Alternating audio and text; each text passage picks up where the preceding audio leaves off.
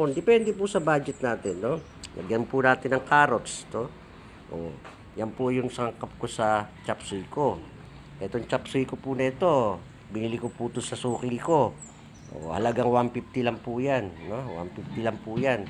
So, isang pamilya na po ang makakain yan. O, ngayon, ang hinahalo ko po dyan, ayan, atay po. Atay lang po ng manok ang ginagamit ko sa paggawa ng ganyan. Ng mga chop suey kasi po, iniiwasan ko pong gumamit ng mga baboy, mga pusit kasi yan po ay may epekto po sa amin. So, pinagbabawal po sa amin. So, yung atay po, malasa po talaga yan.